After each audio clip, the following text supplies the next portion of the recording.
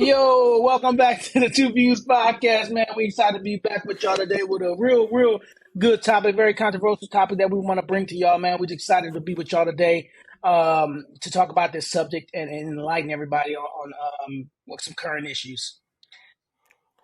What they do? KFG back in the building. You feel me? All right, Dr. man. Keith Yeah, in the man. Like building. you said, Let's go. Let's kick it off. like you said, man. This topic is one that's been playing out over. I want to say what since it been forever, but real big in the past. Mm-hmm. What 4 to 5 years? So it's gonna be a big topic, man. But y'all know how we always start this thing. Go. We're gonna go with the top Yes, sir. five.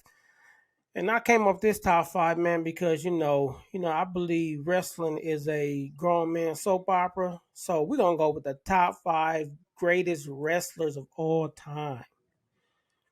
Top five greatest wrestlers of all time. You I'll want to kick it rock off. first? You want me? Go ahead, Yeah. rock it out. Yeah, I rock it off. First, I want to ask you if you got a shirt like this. No? All right. Let me go. No, because I use this toilet paper. Let's go.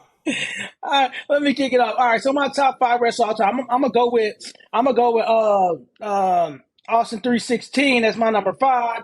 I think Stone Cold revolutionized the it's low. It's low for you. I'm gonna go with Austin 316 because I think he was the foundation of the Attitude Era. I think that that time period, which I believe was the best time in wrestling, Stone Cold was the staple. I think he was the greatest during that time period. I thought he had the best mic work. I think he had some of the most historic matches. So I'm gonna go with number five with Stone Cold. My number four was The Rock, and the reason why I'm gonna go with number four with Rock as the number four is because I think mic work. It's hard to top The Rock during the Attitude Era with mic work. Now his matches, I don't like a lot of his finishing moves, but I think mic work is hard to top The Rock during the Attitude Yo, Era. hold I think on. it's You hard don't to like top. none of his finishing moves. Boy, you Man, The crazy. Rock bottom whack, the people's elbow, only the best people's elbow is when he slid into it. That was that Bro, was the best that people's was elbow of all dope. time. But let me go back though. I got to put an honorable mention. So my honorable mention, I got Randy Orton, man. The dude get the RKO out of anywhere. So I'm gonna go honorable mention for my boy RKO. Love Randy Orton, but there's a number of wrestlers I will put over Randy Orton. I'm saying Not this is over my Randy honorable Orton. mention, man. It's my list. No, Okay, I'm gonna go go. So I ahead. got Stone Cold five, Rock number four. And you already my number three, man. You know who he is, man. You know how it was in college, man. You already know who number three is, man. It's my boy Kurt Angle. Kurt. I don't know why, man. Kurt Angle was my dude. I think I like his storylines, how he could play the heel, and even within his heel, he had the comedy with it. But he also was a legit wrestler in his in ring performance as far as his moves. I think he's one of the greatest at that. My number two is, and it's my number two and three are hard for me. I mean, my number one and two are hard for me. My number two is the Stinger, man. Sting, my number two. I think Sting revolutionized that era. I think Sting was the one of the characters in WCW during that time where whenever he was Stone Cold, whenever he was the Stone Cold of the WCW, because whenever he came out, the crowd went crazy, and he would come out and he had fear. Everybody feared him, and dude to clear out a whole ring. Him and Stone Cold are the only people I know that cleared out a whole ring of wrestlers, right? And he made the WCW fun, right? It took away from all that drama. He took away from all the drama, and he just stopped the drama where, man, you ain't know whose side Buddy was on. He just started folding people up. So I'm gonna go with Sting at number two, and you know who my all time favorite is. The best there is, the best Yeah. there was, and the best there ever will be. And that's Bret Hart. I think you talking about in-ring technicians, there's none better. There's none better than. Now I would say he had the best mic work. His mic work was decent, but in-ring technicians, there was none better. I think the closest you get as far as at that level is Dean Malenko. I think Dean Malenko was a beast. Dean Malenko, all the short guys, Eddie Guerrero, and Chris Benoit in ring. I think those are the only people that in ring that come even a little bit close to Bret Hart. But you talking about just in ring work? I'm going with the best there is, the best there was, best there ever will be. The excellence of execution, Bret the Hitman Hart. It's my top five. And this ain't bad, but I got four honorable mentions. Four. Dang. I got four, bro. You mentioned one, Eddie Guerrero, man. Eddie Guerrero was that dude. Eddie Guerrero Yeah, was Eddie lie, Guerrero was cheating, that dude, steal. man. But You then got to admit also that's one of got the best art. You got to admit that's one of the best arcs ever. Lie, cheating, steal. That was one of the best wrestling arcs of all time. yeah. So he one of my honorable mentions. Then I got Kurt Angle as an honorable mention. I have Kurt, Rock as an honorable mention, The and I Rock, have and I have Brock Lesnar as an honorable mention. Those are my four honorable mentions. Bro, you left off some key people on your Brock. list, bro. Hey, of your honorable mentions, Brock at the bottom. He might be at the bottom of the honorable mention list. Yeah, but he above Randy Orton. He above No, he Randy ain't. Orton. No, he ain't, Okay, bro. man. Whatever. Anyway, here go my top five, though. Yo, number one is my number five, Bret the Hitman Hart. Now, I love Bret. Man, I you love Bret for lost your years. mind, bro. I love Bret for years. You Bret, lost your mind, like bro. I agree with you. Technician ring, his mic skills just okay, but in the ring, there was no better other person. You can talk to anybody, like work with him in the ring, even if he ain't like you. You got some good work in the ring. So he my five, man. Then my number four is Sting. Sting is my number four. Like I agree with you. But you got to think about the WCW, Four, what they bro. did.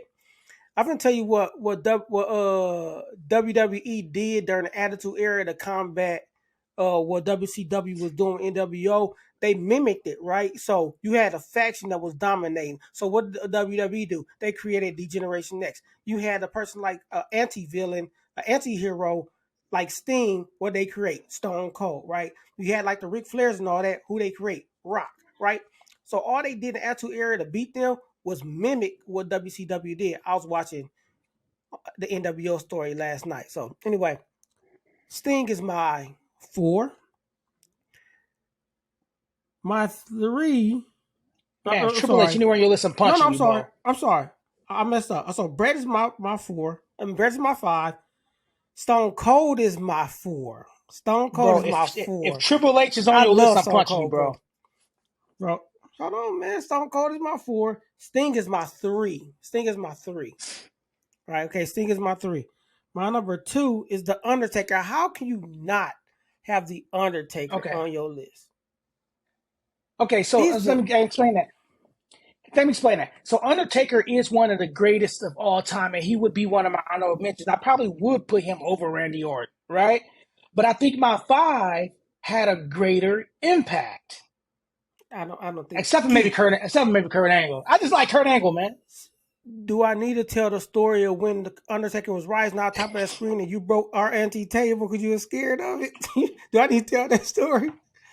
I mean, Oh, come man, that on, was man. hilarious, Undertaker though. is two. And my number one, care what nobody say. We talking about my skills. We talking about performance. We talking about getting a crowd riled up. No matter how controversial he was. Number one is Shawn Michaels.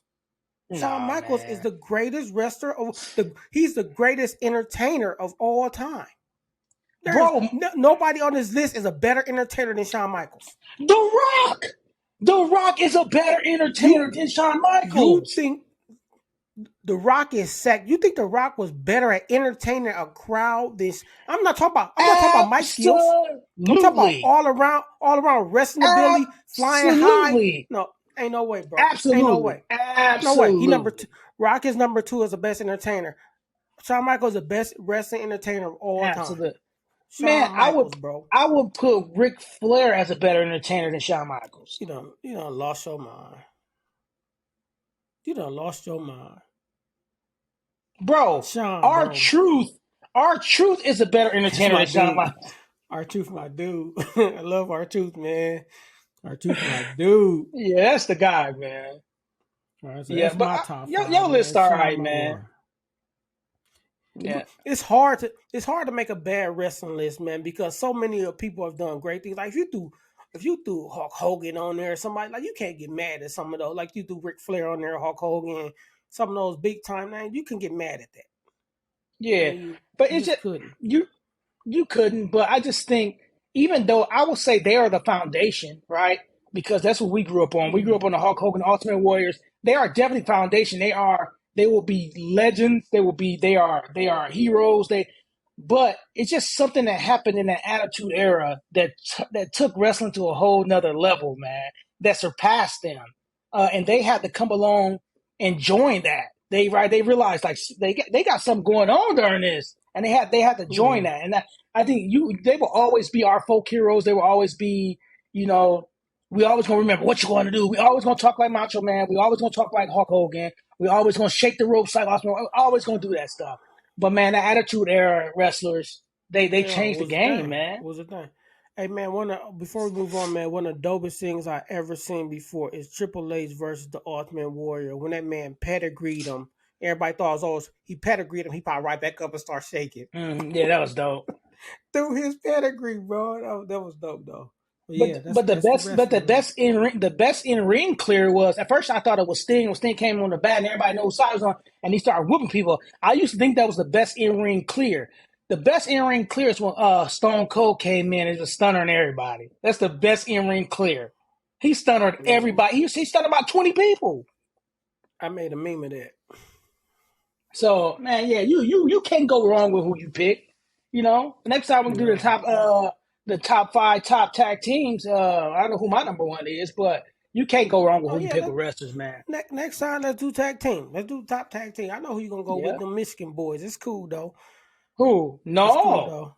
they no. Oh, we'll talk about it later. We'll talk Okay, about it. We'll talk about it. okay, because they not number one. Yeah. Uh, Hey man, so let's jump in this topic, man. This is gonna be one like people may think it's an old topic, but this topic ain't ever going away. And we see it no. every day in our lives, and we see it on a constant basis. So this talk will always be a talk that needs to be had, and we will always have it. So the name of this recording is or this podcast is Who Life Matters. Who Life Matters, and this is just a stem off of the Black Lives Matter movement, the All Lives Matter movement, the Blue Lives Matter movement, the Brown Lives Matter movement, the Asian Lives Matter. So this is just we want to talk about race and race relations in this country, and what how it affects us, and what we think about it. Now we might vary on some of these topics and some of these bullet points, but these are discussions that has to be had. The problem is that these discussions, these varying feelings, are not being discussed in the right form, the right once again heart posture, right? Is That's the problem that's happening right now. So, um, throw it to you, man.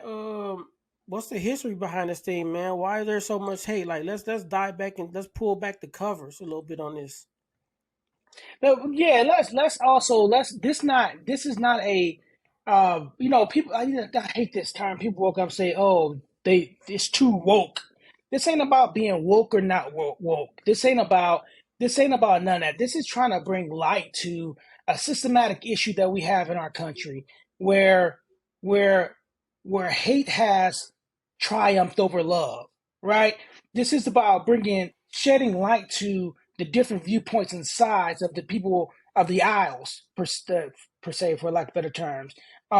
This isn't about saying to delineate the right and wrong. It's just to bring light to a situation where we need to um, need to come to some type of semblance to make sure that everybody is loved and appreciated for who they are. This is about loving my brother, regardless of their race, creed, ethnicity, whatever, for who they are. That's what this whole talk about. So let's talk about hate, right? And hate has always been here, right? Hate is not a new topic. Hate didn't start with slavery, right? Hate is and hate was an individual feeling that became systematic, right? Let me help you understand that.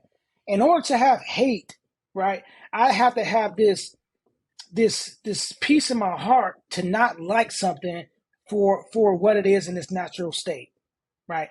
Um, and have and a lot of times having a reasoning whether it's plausible or not about why I hate it is usually there. So there's a reasoning for the hate, whether that's a learned trait through society, through a learned trait through family. But it starts as an individual trait that someone has. But we have now elevated that and flowered that into a systematic problem, a systematic issues where full groups of people are now exhibiting hate towards others. And it's something that if we do, if we continue, this is how I'm gonna put it. If we continue not to address it, we're going to continue to water it, right? And we're watering it with philosophies and beliefs that have no historical, spiritual, ethical basis, right? It's a lot of times we can't even acknowledge why we hate, right? And this we got to dispel hate. I mean, if you dislike something, dislike it. If you have a stereotype, you have a stereotype. But hate is a whole different level, right? But if we talk about the systematic hatred in this country, it does stem from. I'm gonna take it back a little bit more, right? It stemmed from the reason why the first people came over to America. Let's start there. Let's start the fact that the first people to come over to America came over because of religious persecution, right? A religious hate, because there was a new form of Christianity being touted, right? So they came over. Check out this. They came over because of the hatred and became the people who exacerbated hatred. And so we got to understand that if we want to start where hatred started in this country, it started back from it wasn't an element of this country. It came over, right? People came over here because of hatred.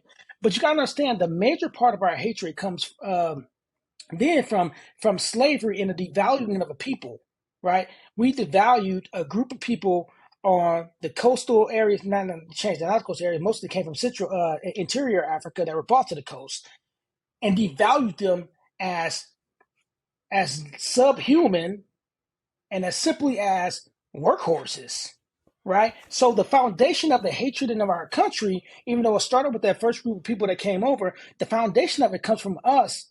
Now, I'm not gonna say us. The first Americans, the first Cajun Americans, the Portuguese, the French, the Dutch coming over and devaluing the people of Africa and bringing them over to their different areas as slaves, right? But you also have other forms of hatred due to that's situational, right? Let's talk about World War II and how because Japanese attacked Pearl Harbor, right? We start putting Japanese born American Japanese people. There were some that there's a lot that were not that were from Japan, but we start putting Japanese people, many of which were born in America, into concentration in our own concentration camps in the United States. And matter of fact, a lot of people that were put into those camps were individuals weren't even Japanese. They could have been Korean, they could have been Chinese, and no matter if they were Asian, we put them in these camps. So it was a learned foundational thought based on the situation that was happening. So our country has a lot of elements in which we we have shown a hatred for a group of people that was literally baseless, right? Or devaluing of a people that was literally baseless. Think about the Native American, which was the first travesty, right? It was the first travesty. The fact that we wanted their land, so we gave them blankets with smallpox and yellow fever to kill off there's entire nations of Native Americans that our country's history is built upon that were wiped out. Literally, we'll never see that group of Native Americans again because of a selfishness. So you got selfishness, you got devaluing of a people, you got bad rhetoric. We talk about the Ku Klux Klan and white supremacy. You got bad foundation for hatred practices. All those reasons have caused us to create this.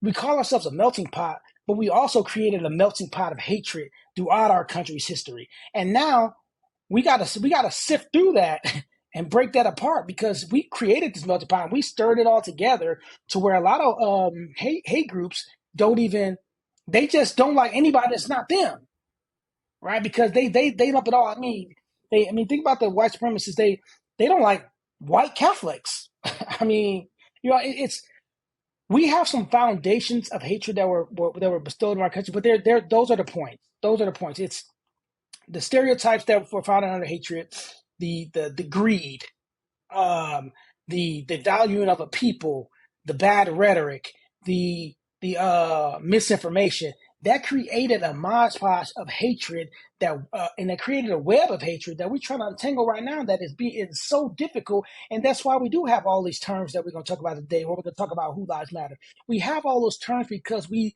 have tangled a web, and we're trying to untangle it, and it's doing nothing but causing more hate. And I hope we see that. Right? Hate isn't going away. I say it's coming more alive.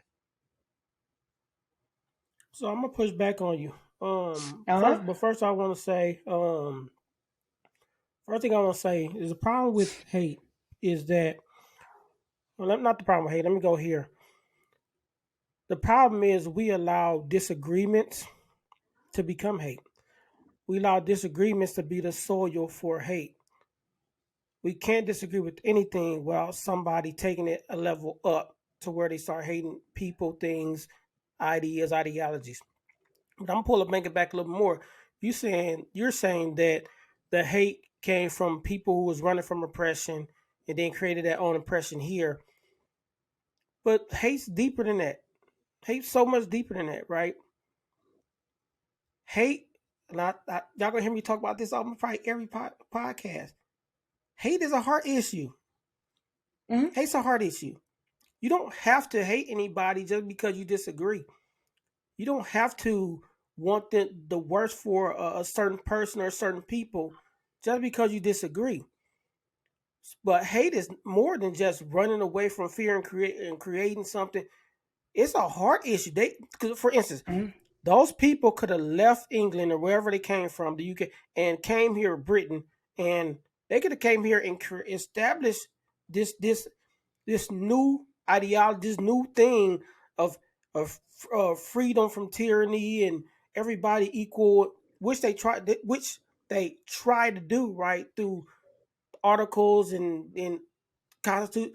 They said those words, but their hate for or their devaluing of another people, another groups of people, Native Americans, African Americans, that is it. That's where the problem lies. It's because they had a a ideology or a feeling. Maybe it came from where they came from, where they were more than someone else, that they were better than someone else. But it stems back farther. It goes back from the beginning of time. Right. That this hate was built. It's a it's a But it's that, a but it's I, a but it's a heart posture issue.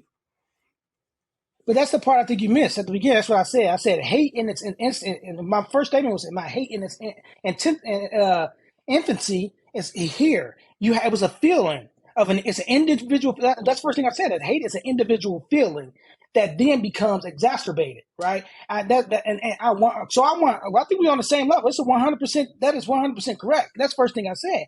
And when I talk about people coming over, what I'm saying is I'm not saying that that's where the hate came from. What I'm saying is, if we want to talk about how we, what I'm saying is that when we first talk about hate, we tend to talk about slavery, right? But the foundation of hate in our country was founded on the first people coming over who came over because of hate, right? I'm not saying Correct. that's where it was not where it was created. I'm saying they came over because it was found because they were running from persecution. So I just want to make it clear that the foundation of hate wasn't started in America. It was started with the oppression that those people felt in England and coming over to go against that oppression. Now, I'm not saying everybody that came over at the time had hate and they participated in what becoming will become literally genocides. What I'm saying is that I just found it thoughtful that the group that came over because of persecution persecuted. That's all I was saying in that. Um, So here's a question for you: do you believe every race, every culture has been oppressed before at some point in time? Because I would say no. yes. Okay, explain. So you just mentioned that those people ran from their land because of Mm-hmm. oppression, right?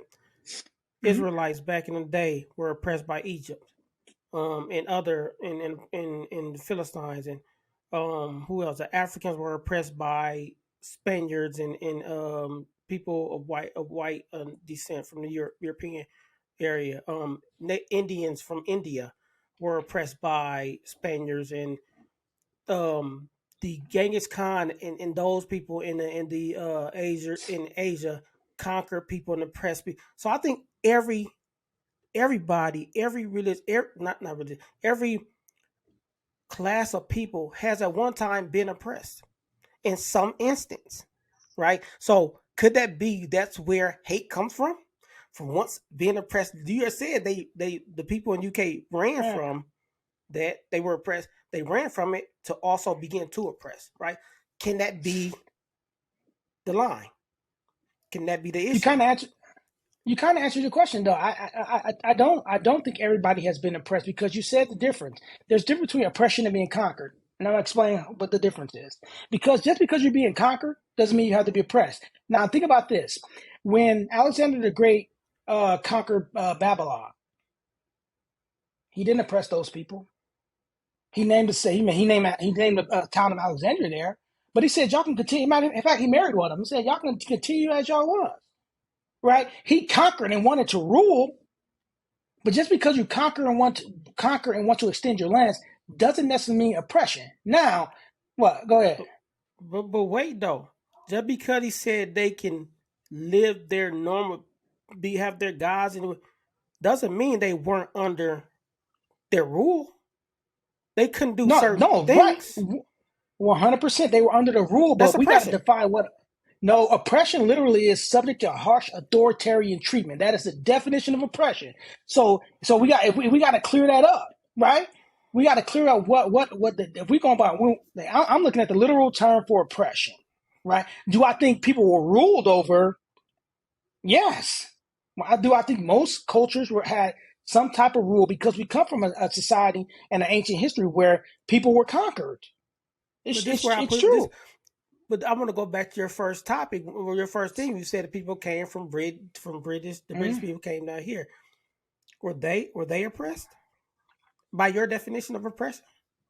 They were oppressed. Were oppressed for their religious freedom. But when we talking, but are we talking about? So we're talking about factions because we talk about they come from a group, right? So we're talking about Mm-hmm. different groups being oppressed. I would say, so we're talking about cultures being oppressed. I think they were an oppressed group. Correct. 100%. I I'm think just groups being can be devil's advocate oppressed. on this. I'm just No, being devil's advocate right. No, I get. to I think a majority of groups have been oppressed. I can't sit here and say all. I can't sit here and say all. Right? Do I think a majority have been oppressed? Absolutely. But I can't sit here and say all because then if you go by the definition of oppression, all groups have not been oppressed. I mean, and our society, our financial breakup, our politics prove that. and I want to be clear why I'm asking that question too, because as we get deeper into this, there's a reason why I'm asking that question. There's a Right. reason why I'm asking whether all people have been oppressed. So there's a reason for me asking that question when we get to like Yeah. Black Lives Matter, and there's a reason why I'm asking that. And I know where you're gonna go, and I'm ready for it. I don't know if you know. 'Cause I'm on your I'm on your side, but I'm trying to get us to be thought provoking No. though. Oh, 100%. I love it. I love it. I just don't want us to say all people have been oppressed. I think a majority of groups have been oppressed. I think it's better to say it that way than cultures because there's some cultures that literally, as a culture, now get me wrong, I'm not saying groups, as a culture, have not been oppressed because they've always been. Now, groups within that culture, yes, there have been some oppression. I guess that's where I'm getting to. I'm not, when I say everybody, I'm not trying to say like, for instance, like people over in England. I keep going, but like the Scottish people fought the English, Ireland fought England, and they were oppressed by England. They were had to Oh, be under Rome England. attacked England. So right, so even though they still had high stature worldwide, like those countries, those people had high stature. Even Rome, like had high, rule. The people in general, the people in some instance were oppressed. The people, not the overarching. You know what I mean? You get what I'm But saying? Not the yeah, overarching. I get it. But I'm gonna push back as a historian a little bit. The people that were oppressed by those groups typically were the people that were already being oppressed by their own people, right? Yeah, They typically the people who were impoverished or low level or low status were oppressed by the conqueror, while the other people who were higher kept their stature. That's what you got to get to. So agreed. even though they were conquered, they weren't oppressed. It still was the group, right? It still was the low level, the low tier were the oppressed. And that's why I like to say it as a group rather than a culture or a place. Because think about even think about Scotland, and when Scotland had its issue, its lord still had a lot of power over the people, and they were helping out with the oppression. But it was the oppression of the impoverished. It was Agreed. their But were they helping out with consciousness. the press? But we can move on from this though. But is the reason because they were helping assisting with oppression? Now we can get to that when we get to slavery too about helping with oppression. We'll get to that too. But is the reason why they had to help with oppression because they were being it was forced? Could it No, be it was because they forced? No, they were. That's what I'm saying. They were already doing it. They just continue to practice when the conqueror kept them in high I get stature, what you're and they saying. continue. They were already doing it. So the people who were oppressed were already being oppressed before the conqueror came in. I See what get I'm you, but we saying? can we can stay on that for a minute, but we got to move on. We got other stuff to talk about here in this one here. Do you want to jump to the social media one book? That might be later on down the line, man, because I want to get to yeah, yeah. Let's push that. That's going to speak to a lot of this thing. So we can push that one down the line. yeah, man. So let's get into it, man. This what lives Hmm. matter, man. Let's just dive right into it. So this thing stems from the Black Lives Matter movement. Make no mistake about it. This stems from Black Lives Matter movement. Um, at this time, um, African Americans were being felt like they were. We've always felt this way. Let me fix that. That the oppression we've been feeling from our country has gotten out of control, and we want to speak out about it and protest this or disapprove with the way African Americans are treated in this country. And some people took this phrase Black Lives Matter, in my opinion, the wrong way. They took it in a way to focus on that black people, or what black people are saying is that we matter more than you, Hmm. right? I think people took that and could we have could let me not say we because I didn't create it. Could it have been done in a way to not come across that way? Maybe, but I don't think it's initially came out that way. Maybe because I'm black. Maybe because I'm black that I didn't take it the way some people took it. Right. Um, could have been done another way, maybe, but for people to create a hatred for the term Black Lives Matter because it says black is a whole nother problem, right? It's Hmm. not. No, I'm not saying a whole nother problem. It's a problem that we've been dealing with since we were taken from Africa and brought over here to this country. What do you say about that? How do you feel about Black Lives Matter movement? Oh, I think you hit the nail right on the head, brother. I think the best thing I've heard was the counter argument to all lives matter. We'll talk about all lives matter and other types of matter movements later in a little bit. But all lives can't matter until Black lives do. Right. I think the problem was because I think the biggest I think this if I'm not mistaken, and quote tell me if I'm wrong, people out there. Black Lives Matter movement started as during the Mike Brown situation, and I was in St. Louis during the time that Mike Brown situation was taking place. I was there with the tanks was rolling up and the Humvees and getting ready for the riots. Um, but the truth of the matter is, Black Lives Matter movement needed to happen because whenever whenever there was issue with the oppression of the black community, it was always written off. It was always um, the counter argument was always, oh, what about the black on black crime, Oh, right? we'll get to that. We'll get to that. Yeah, we let's get to that. We got to talk about that because this is for people of our culture and other cultures about using that term. But it was always written off because of the level of crime, a so-called level of crime in the black community, and the importance of that. But the truth of the matter is, there are four types of racism and four types of oppression that have been happening in our country for years, right? And it's just been changed, right? It went from impersonal, internalized racism and inferiority to now it's structural, it's institutional, right? We went from internalized and personalized to structural institutional. There are facets within our communities, within our governments, within our politics have have continued to create a chasm between cultures. And if you can't see that, I don't know how else to make you see that there have been chasms put in between us, and until we can make sure that the lives of the individual cultures matter, then we're going to continue to have the chasm. And here, I think it all starts with this, Kevin. I think everybody believed in this concept back in during the 20s through 40s of this concept of America, the melting pot, right? That America is a melting pot of cultures, and we're all Americans. Just because when you melt something, you start all together, it becomes one thing. People, America's not a melting pot. America's a salad bowl. America's not a melting pot. It's a salad bowl.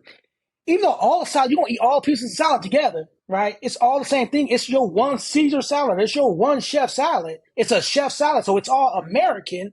I still can see the tomatoes. I still can see the cheese. I still can see the lettuce. And until we start looking at the cultures in America as a salad bowl rather than a melting pot, we're going to continue to have this issue. For instance, that's why this standing for the anthem thing, and I am an American. I love America, right?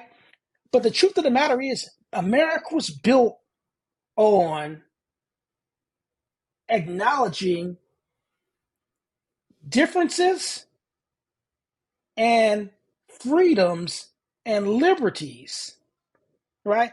America's in its concept was in the concept of a salad bowl. That's why we let so many other. That's why different colonies had different groups of people. They had Jewish people. They had that. That's why America, its foundation is on that separation and that acknowledgement of unity. It just didn't come that way because of so much people believing in inferiorities of other cultures. But that's not the foundation of it. And so with the Black Lives Matter movement, all it's saying is like, hey, I am. All the Black Lives Matter movement is saying this for people who don't understand that. Hey, I am visible. I'm here. Right? That's what they're saying. Like, we are people. We are here. We need to be recognized. The oppression that we're going through needs to be recognized. That didn't stop with the passing of the Civil Rights Act. That didn't stop with the ID. Like, we are here and we're still being oppressed. Right? That's the whole purpose of that movement. But people want to look at it as it's a racist entity that talks about black superiority.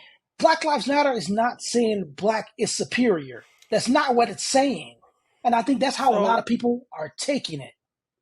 yep. And so I was gonna say the same thing. That's differentiate between black. So black power, Black Lives Matter and white power. Um, Mm-hmm. White power creates an inferior complex, right? Or like you said, superiority. Um, it makes everybody else feel like they're beneath the white power. Black Lives Matter is not doing that. That's not its purpose. Its purpose is Mm-hmm. to say, like you said, we feel we feel like we feel and we've been feeling like we've not been given our fair shake. We feel like Have been heard. um we feel like that saying that we hold these truths to be self-evident that all men are created equal is a false statement.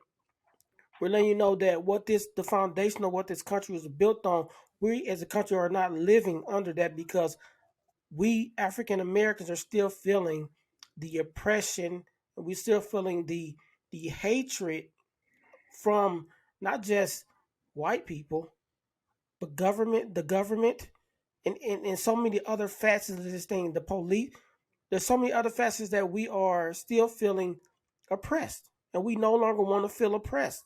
We want to be like you. We want to feel like we're equal. We're that salad bowl. We're that melting pot that some people say, but we're that. We're on the same level as you, and guess what? We are. No matter how much nobody else think, we're on the same level as anybody else in this country, right? White people are not better than us. We are not better than Asians. Asians aren't better than Latinos. We are all equal based on these truths that were supposed to be so self-evident, so Mm-hmm. self-evident, right? And I think that's where people need to understand is that stop making it seem like black people just we just think we're the I want to cuss, but I'm not that we're the S, and we are. We black we are a solid culture. Like so much stuff in the world today comes from black culture. So everything is based around hip hop right now. That's black culture, right? We are solid, but we're not better. I'm not better than any white person. I'm not better than any Latino. I'm not better than any Asian. I'm equal to you, not under just in my eyes, but in the eyes of my God. We're all equal. I always go back to Jesus sitting at the well with the Samaritan woman. He wasn't supposed to do that, but he did it. I follow things like that. I love everybody, so we gotta white people have to get to white people. Let me just say white people because it's more than that, right? We're oppressed by People. more than just white people, right? So people in general just have to understand that, man. We're not saying we're better. We just want to be how you feel about you. We want you to feel the same way about us, and how I feel about me. I want to feel the same way about you. I love me. I love you. Mm-hmm. That's what we want. And it seems like we can't get that across for some reason, and it's heartbreaking. It's so heartbreaking that we can't get that across. And just you also got to think about why the movement even started, right? You had Black Lives Matter, and I wish it could be Black and Brown Lives Matter. That's what it should be, because we there is video of Black and Brown people being beaten, killed, oppressed, and it's video. It's clear as day, and nothing is happening. There are no repercussions for the hatred. That's where this is starting from, right? It is starting from. I always think about the knockout challenge, right? And when the knockout challenge happened, those young African American and black and brown boys, girls was like knocking out random Caucasian people on the streets. It was a huge uproar. These kids going to jail because it's on video. But we have black and brown people that are being murdered on video, and it's righteous in the eyes of the law. Come on, let's think about where this stuff is coming from. Um, and that it's only an attempt to create equality. It is an attempt to divide. Black Lives Matter is not an attempt to divide, but it is an attempt to shine light on the inequalities in our country, which it It's should an be. attempt to And as a unite. people, yeah, as a people, we should be. And we talk about the equality, the lack of equality. Not only in the eyes of our God are we equal, but in the eyes of all our political documents that we've revisited over the years and have added over the years, it says we're all Exactly. equal, How right? you get And around so that? why, right? So why aren't all people held to the same? That's all it's asking for all people to be treated the same and held to the same standard.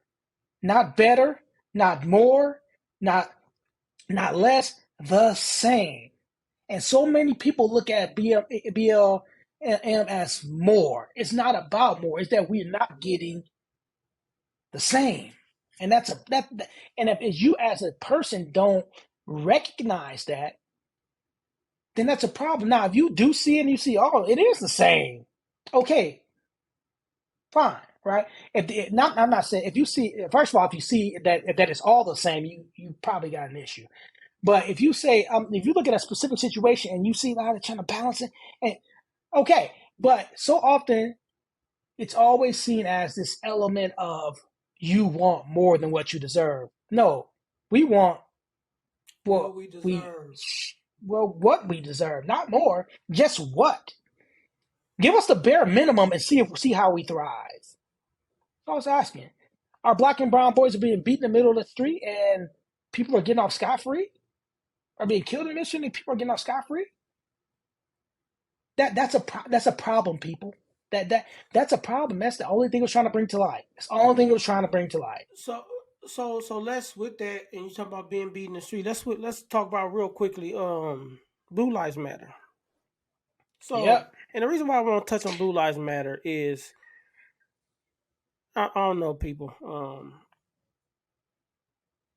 Police are supposed to serve and protect. I mean, Mm, but the reason why I really want to talk about it is we just had this recent issue where these black police officers killed this killed Tyree Nichols, and people are was so big on and the people are backing same people that back all lives matter, same people that back blue lives matter. They everything they do is based off hate, right? Nobody's saying all police are bad. That's one thing some people got to get out their mind. Nobody's saying all police officers are bad. They are great. I see stories all the time of police is going out of their way to do certain things and putting themselves in position yep. to save people and help. It's, there's probably there's probably more good police officers. I'm not saying it might be. There's more good police officers than there There are bad, are. but those Right. bad ones really Right. mess things up, right? Really mess things up. And so I'm gonna stand on Tyree Nichols one thing for issue because normally it was white police officers doing something to black people that caused an uproar. There needs to be more uproar about these black officers killing Tyree Nichols, and this is why. And not just this, but um, they was a part of a squad called a Scorpion Squad. Now we know about these type of squads. Peoria, they probably call them jump out boys. We Jump know out about these boys. squads, right? Right. Almost every large city has these type of groups of these people that go out and do and are for a specific do a specific task, right? In my opinion, these groups need to be held to a totally different stand. So I don't understand how, and I'm trying to wrap my head around why this case isn't murder one. And here now I'm explaining why I think it's murder one. Because I believe these groups, their job is to go out do something specifically. Everything they do is premeditated, right? Think about it. If the jump out boards are going after some person, they know exactly who they're going after. They know exactly what they're gonna do when they get there. It's premeditated. They already know what they're going to do. I think when you have these groups that are a police officer, a beat cop that's riding around the street and something happens, murder too. Okay, I still hate it, but murder. Something happen like this. That beat cop, something happened. They try to protect themselves. Some whatever. But somebody like these police or these groups, they have a specific task to go do something and murder somebody. Why is that not murder one? Like, why is that not murder one? It's premeditated. Y'all knew what y'all was going to do. But that's the thing with Blue Lives Matter. Like these incidents, like now, black officers look bad, white officers look bad because we killing black people. But people, when they see us protesting and marching and being angry about what police officers are doing, they think we're saying, "All police are the bad. We want to defund." And people need to understand what defunding the police really is. It don't Mm-hmm. mean taking all the money away from police. Like, do your research on what defunding is. Um, but should there be some change in how police are structured and what they do? Yes. Should this brotherhood of blue recognize what's going on and say, you know what, we gotta stop this, man. This making all of us look bad. I'm not a bad cop, but you doing that crap make me look very bad. When am I gonna step up and say, bro, or somebody he got his knee on his neck? When I'm gonna push him up, like get it, he can't breathe, get your knee off his neck. When am I gonna do that? When am I gonna stand up as a police officer to actually serve and protect? When am I gonna do that? When am I gonna have the confidence to go against the grain and possibly lose my job because I went against a tenured cop because he was doing some bull crap? When does my Mm-hmm. heart matter? That's Mm-hmm. all, man. Blue lives matter. All lives, yeah, blue lives absolutely matters. But it got to matter to you too in its entirety. Like it's got to matter. We got to matter to you because blue lives matter. Blue lives matter. The serve and protect will be the most focal thing about blue lives matter. Serving and protecting. So I want to come back on a couple of things you say, and the first thing I want to say is this is the first thing I want to come out about this subject. For all you police officers and first responders, thank you for your service. Those of you who are doing the right Absolutely. thing, thank you for your service. We appreciate you. We appreciate you two are doing the right thing, what you're doing for our community, and we know the majority of you are, right? Like Kevin said, but one bad apple spoils the bunch, right? We know you guys are doing a great job. We know you have one of the toughest jobs in the world, and we commend you for taking up that shield. Um, but we want to bring light to this. And the second thing I want to say is, I think what would help with defunding the police, Kevin, is changing. I think defunding the police is a phrase that we It's a I terrible think that phrase. It's a terrible it phrase. create it create it creates a lack of understanding what it really is. Yeah. I think we need to come up with a different phrase for that. But with Blue Lives Matter movement, listen, we 100% believe that you guys are put in crossfire and line, and you guys are at risk in the line of duty. Your lives do matter because our communities can't thrive without your protection, for your positive protection, and your service. Bro, You I don't need really a hate when I you don't, hear. I hate when I hear a police officer got killed in line of duty. yeah, it bothers me. Like we've lost friends who were killed in line of duty, and so it bothers me because when we have some great school SROs that helped us through high school, like police officers do a great job, and we need y'all service. But there does need to be some changes. There does need to be more education. There does need to be more social work aspects to the policing department. But we know. I just want to say this, Kevin.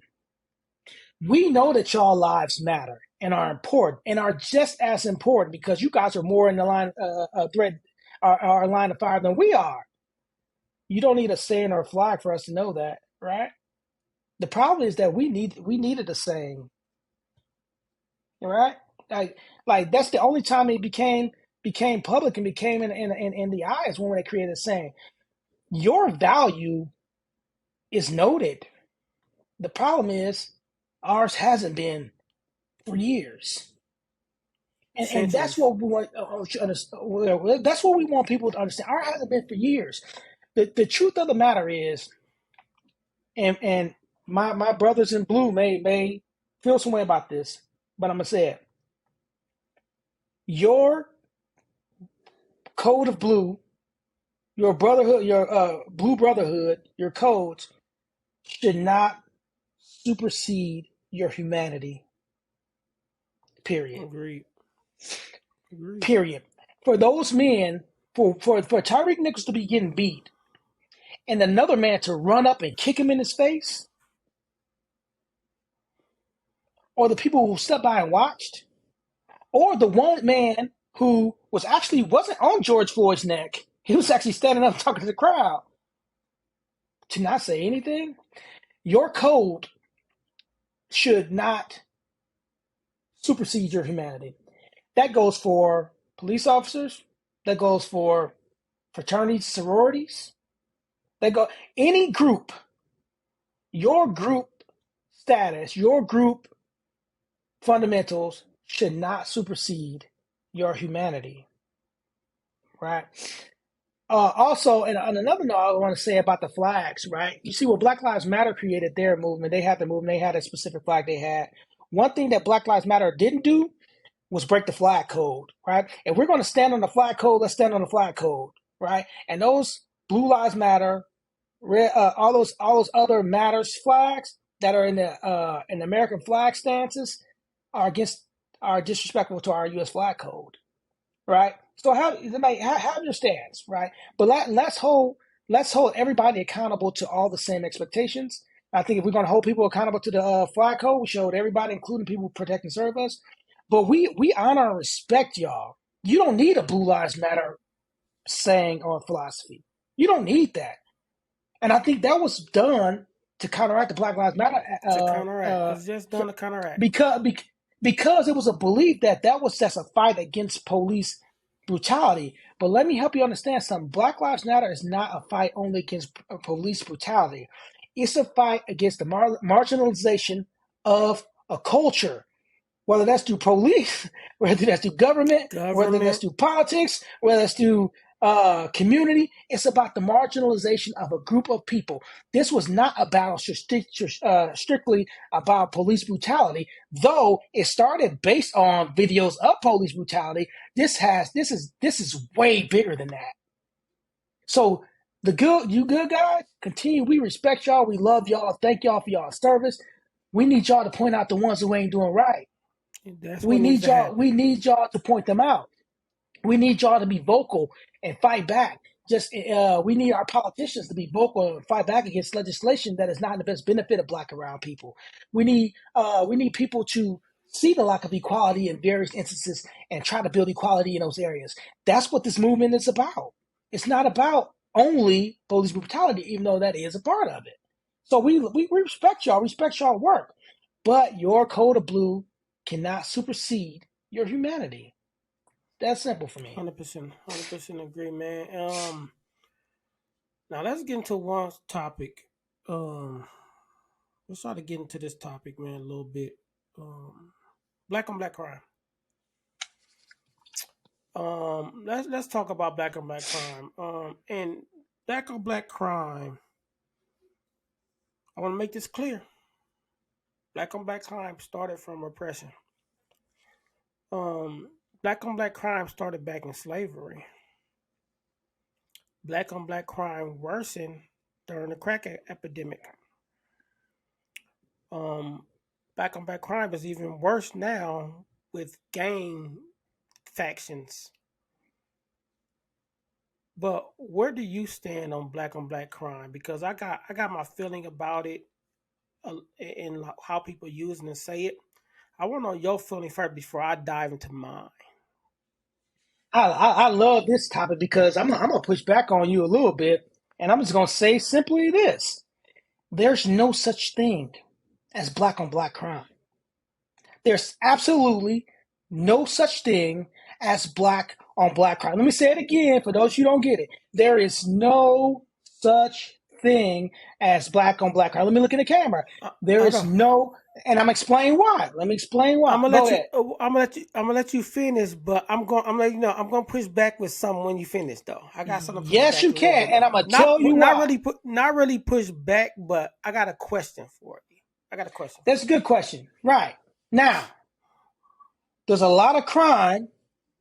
I mean, I'm gonna say, does crime happen in black communities? Yes. Does crime happen in white communities? Yes. Does crime happen in Asian communities? Yes. Why is that? Because you. crimes That's who you around. happen in the communities that they're in, and because of a lot of the gentrification, or just because of a lot of the gerrymandering and all of the breakups of how populations are being situated in cities. Guess what? The South Side of Chicago is going to have more black and black crime. Why? Because it's Yeah. mostly black, right? People have to understand that crime happens in a community, right? A black person from this area, right, doesn't typically go to a uh, another black community and kill a person. Usually, it's within their community, right? The crime happens in the community. Same thing with white. Usually your crimes happen within communities. So you say it's personal person crime, right? Now, if you had a city or a place or a community that was that was half black, half white, I guarantee you would see that it's not mostly black on black crime. I think we got to remember that crime happens in a community and based on how the community is made up. And I think we need to stop using that term because what I see now is us as a culture are starting to use black on black crime and say, "Oh, we crying about the police brutality, but we're killing each other every day." Yeah, you're right. There's a lot of killings in our community. right? In our community, let's just say what it is. It's killings. There's crime in our communities. Stop using it as a racial term to justify other crimes and other oppression and other issues within our country. It's being used as a tool, right? If you look at the FBI database for crime and see where the crime happens, it happens within a community. If you see the percentage of crimes by race, it equals out. It equals out. If this percentage of the community, or this percent of the area is 67% white, 67% of the crime is typically white. That the data shows that. But we always use the term black on black crime as a negative caveat to say, why are we crying about this and we're doing this? It needs to be a term that's eradicated out of our vocabulary, and it's just not fair to say communities that were built on purpose this way, and now it's black on black crime. I'm sorry, Black, man. That but for me, black on black crime is is a systematic issue, right? Like you pretty much like you're saying. But the reason why I'm saying it is based off oppression. Let's think logically. Let's go back to slavery. I agree. To go back to slavery, though they use other blacks to hunt runaway slaves and kill. Then you go to what they did when initially neighborhoods or ghettos or whatever were initially built for people coming home from war to have housing, right? But then they used those and to congregate black people into one area, give them welfare, and have them live on bare minimum. And what happened? What happens when you bring a whole bunch of people that got to fight and claw Mm-hmm. and scratch for what they want? They're gonna fight to get what they need, and that causes crime. Like this is just my opinion. It causes crime when you for instance, we from the Harrison home. When you put all these black people in the Harrison home, we all on Section 8. We all got government assistance. We see people riding around the good stuff and doing good things. We want that. We want to fight for that. We want to get that. That creates this hunger to want to get what somebody else had because we're on a low level. We're trying to get to a certain level. I just feel like systematically we were put in a position to have to scratch, claw, and fight our way. And who, like you said, we have to fight, scratch, and claw our way within our own community of black people. That causes the rise of black on black crime. Black on black crime still is based off oppression from day one. It's a concept that will never go away until we release the oppression, until we allow people to get till we allow people to get housing in white neighborhoods and expand their rights, or we allow education to be greater in black neighborhoods so we can have great STEM education and people going to be doctors, lawyers. Until that happens, until that oppression is released on black people, I think Southside Chicago, for instance, if we don't build jobs and stuff down on South Side Chicago or the West Side of Chicago, we don't give them something else to do. What do you expect? What do you expect? They're going to fight for that territory. They're going to fight for what they want and what they need. But that's anywhere, though. That's anywhere. If you Mm-hmm. take the same thing away from a white neighborhood and give them, impoverish them, and they all got to fight and scratch and claw for what they need, I guarantee you're going to see killings go up there. But this is the question I got for you. Well, You say before you you give my question, go ahead. before you get your question, let me just push back a little and flip it, because I want to see that this all I want to explain to you. I think, let's say black people were never oppressed, right? Black people have their own communities; they were equal to whites. Crime will still happen in those communities. No, I No, don't disagree. no.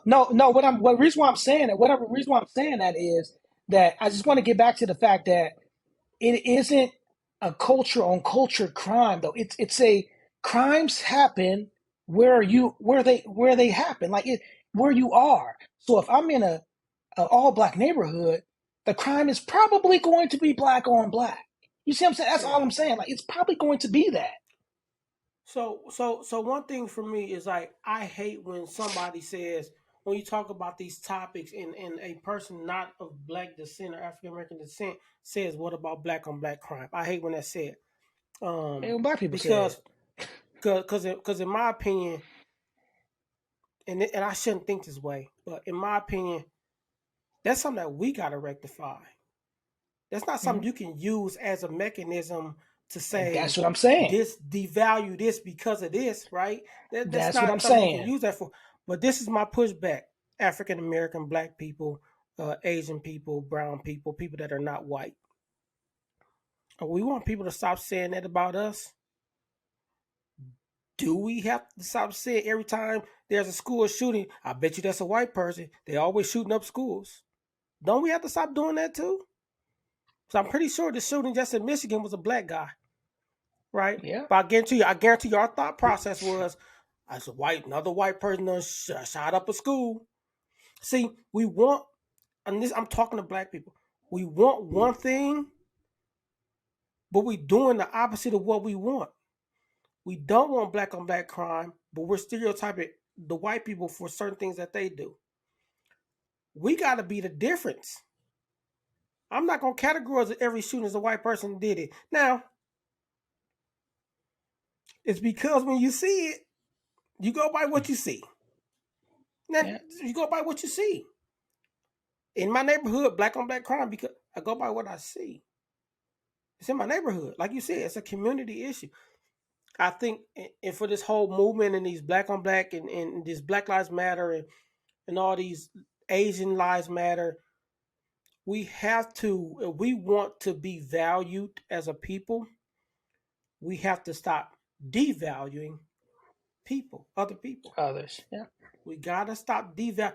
I can't, I can't go to go to a I can't say all Chinese people make good Chinese food. I mean, I can't. I need. We need to stop stereotyping people. We need to, and just seeing people for who they are, getting to know people, understanding. Because there's some Chinese people that probably can't cook Chinese food. There's probably some Mexican Latin people that can't make Latin food. It's Latin I people can't out cook there at that don't all. speak Spanish. Yeah, it's probably, it's Latin people out there that don't know how to speak Spanish, but they're Latin. But we'll categorize them. We categorize black people. We categorize white people. We gotta be what we want as a people. We gotta be what we want. If I want people to love me for my skin, I have to love people. Mhm. Yeah. And, you're so correct. And this is what it comes down to, Kev, um is that we have to understand that we all have some type of stereotype and bias that we need to correct. We do. We all have biases. We all have stereotypes. We have to acknowledge them. We have to address them, right? To sit here and say just because I'm an oppressed person that what that I can get away with saying that, like, oh, it must be no white school shooter. The Exactly. school shooter in Exactly. Mansfield was black, right? We all have biases and stereotypes that we need to address.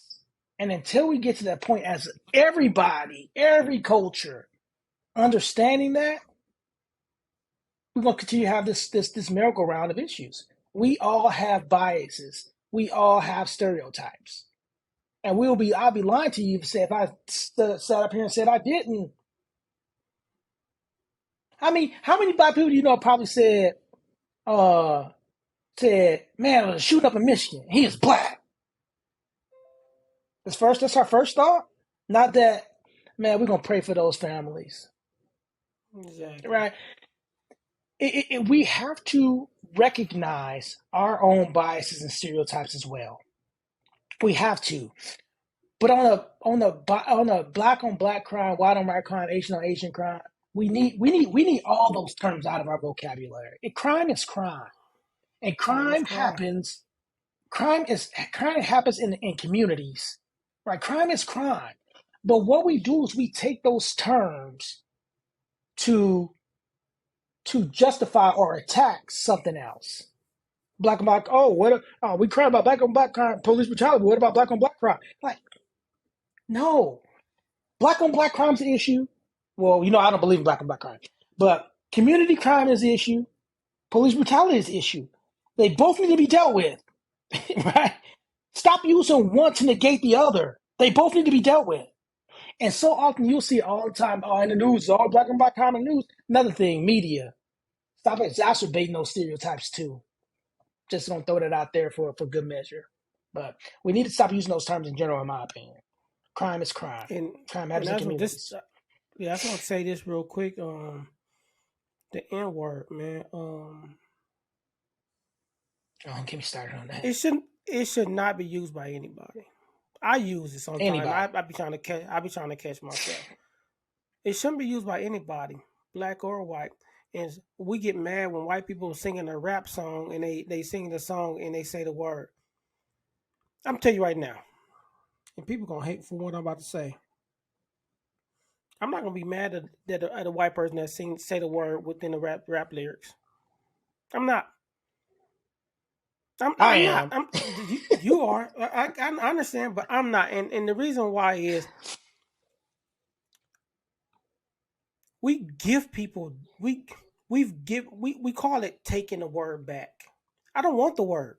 I don't want the word. Yeah, You can you have can't it. make it a negative word positive. Yeah, I don't want the word. So stop using it and stop. And you, if we know rap music and some of this music has gone mainstream, like this is hip hop is probably is not hip hop. Hip hop is the biggest genre in the world by far. It's not even comparable. Country real close, but I think hip hop has surpassed country. You don't hear them doing that in country and these. Why are we doing it? Why are we using that word? Why are we equipping people to be able to even say it? We're equipping people with the word. Do music. Do other actions. We gotta stop. The N word is not acceptable for anybody. Anybody. If you hear me So say it, check me. I agree with you. I teach this to my students when I was teaching history in high school. I teach the same thing. We have an actual whole lesson on the N word. But I agree with you. But I will push back and say I will be mad if somebody of another race says it. Um, and the reason why But look, is hold on. Before hold you on, go, hold on. Latin people say it all the time. Latin hold people on, say the N word all the time. and I We don't get mad at vehemently them. disagree with it. I do. You do. But black people in general don't get mad at Latin people for saying it. But What's that about? but this the whole point of it though. This is why I'm going to be mad at any other culture that says it because it was used as a word to oppress, right? Absolutely. That if I use, I'm wrong for using it, but I never used it to oppress my people. That word was used by other cultures to oppress. You don't have a right to say it. I'm sorry. You don't. I don't care if it's in a rap lyric. I don't care if it's in a poem. You don't have a right to use a word that has been used to oppress people for hundreds of years and to use it in any form or fashion. But just like that, there are words that we use culturally about other groups that we should not be using. There's phrases Agreed. that we've learned through our generation about terms that have been said about white people that people still use today. We shouldn't be using those either. But I'm going to be a stickler about other people using the N word because it is these are the these that word should not be used by the oppressor. This is my opinion. This is my opinion. And that's why there's two views because we can be different on that one. I feel like if we equip them, but we like I can see somebody saying the hard R no. So my thing is, well, if you say it outside of, if you say it out for me, just for me, people gonna disagree with me and hate what I'm about to say. I don't care. I don't care about much. But um, when you say it with the music that we put it in the music and you're just rephrasing, that's one thing. When you say outside of it and just like talking like it's your word, that's a whole nother thing. I don't think nobody should use it, period. But it's like Me either. for me personally, I'm tired of giving the word power. I'm tired Me of giving too. it power. It has too much power. It's over it. Yeah, I agree with you. I'm over it too. I think it's becoming a foundation of our culture, and it doesn't need to be. I think it needs to be eradicated. I think there are other terms to describe us, like beautiful, right? We are beautiful people, right? I But agree. there's a lot of terms out of our culture that we need to eradicate. B word, N word. It's a lot of it. But yeah, I just think I just I don't think ever say the B word. yeah. But yeah, I think you're right, man. But I don't know if you're in the wrapping up phase, but Our lives need to matter to other cultures. Our lives need to matter to ourselves. Our lives need to be matter to our future. Our lives need to be matter to the people of our past. They just have to matter, right? And matter in a way that creates equality, not that balances the scales. We're not asking for it to tip over. We're asking for the scale to be balanced. We're asking to be acknowledged that I'm black. Look at this. I'm black. We got to acknowledge the fact that we are a country that's a salad bowl. Like, we have almost every single type of ethnicity in our entire country. We are a salad bowl, and we should respect and honor every culture and have and level the playing field for every culture in our country. But there's two that don't have level playing fields, and they're black and brown people. Let's just be honest about it. There are two specifically that do not have level playing fields. It's just the truth. And I just want to end with saying that I'm gonna just end on my side and say, black people, we need to stick up for each other. We need to stick up for this being oppressed, and we need to be solid. I'm gonna come back to that real quick, but we need to also stand with other oppressed groups. Like when stuff was happening to Asian people, we should have been standing with those Asian people. Yeah, Stuff was should have happening been to Latin standing with them. people, we should have been standing with the Latin people, right? And And the last thing I'm gonna say, and regardless if they standing with us, right? If we want exactly, true equality, we want equality for everybody. yep. And the last thing I want to say is, and we got to be more solid as a people. Culture. We are too disfactioned. We're too broken apart. We're too defragmented. We need to become one. In some instances, I mean, not perfectly one, because everybody gonna have their different values, but we gotta stop fighting among ourselves too about stuff. We gotta come to some type of solidarity somewhere, so that our culture means something. Something enough for me to even if I don't agree 100%, I'm still gonna rock with the foundational purposes that my culture means something. It means Mm-hmm. something. So we got to become a more solid community. We just have to. And for me, I think everybody should go back and read the lyrics of what I think is one of the greatest lyrical songs, if you ever go, if you really get into the lyrics. I think everybody should go back and listen to Tupac's Changes. And the reason why lyrically I think that's one of the greatest raps of all time is because he specifically shows the two sides of what we're talking about. Right? If you look from line to line, he's talking black on black. I hate saying that. He's talking about what's happening in our community, black on black. He's talking about the way society is treating us as people, and he's going back and forth, going back and forth.